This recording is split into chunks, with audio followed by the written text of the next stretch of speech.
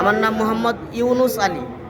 আমার নাম মোহাম্মদ ইউনুস আলী। আমি 3টা যে হামলাটা হয়েছে ওইটা আমি পুরোপুরি দেখছি। হ্যাঁ, রাত 3টা বাজে হামলাটা হয়েছে এটা আমি পুরোপুরি দেখছি। আর আমাদেরকে দাওয়া পাল্টা কইরা টিন শেডের ভিতরে আয়সা এরা প্রায় 15-20 হাজার লোকের মতন ওরা আয়সা আমাদেরকে টিন শেডের মধ্যে মারছে। আমরা টিন শেডতে মারতে মারতে বের কইরা টিন শেডের দক্ষিণ দানিয়া ফালায়া আমার ইচ্ছা মতো বেরিয়েছে। আমার মাথায় প্রায় 2টা আঘাত, দু থেকে সিঁড়ি লাগছে, এখানে 2 জায়গায় সিঁড়ি লাগছে, আবার এখানে সিঁড়ি লাগছে। এবং আমাদের একসাথে পাকুন্দিয়া থানার কিশোরগঞ্জ জেলার অবসরপ্রাপ্ত মিলিটারি আমিনুল হক বাচ্চু, ওনাকে এরা ছুরিতে পাড়াইতে একবারে কি মাইরা ফেলাইছে, নিহত করে ফেলাইছে।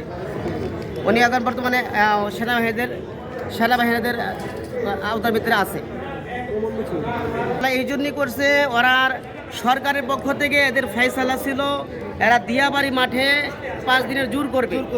আর ওরা সরকারের ফয়সালাকে অপেক্ষা করে ওরা আমরা টঙ্গীর মাঠে কাজের জন্য আসছিলাম, আমরা সামনে ইস্তেমা কাজের জন্য আসছিলাম।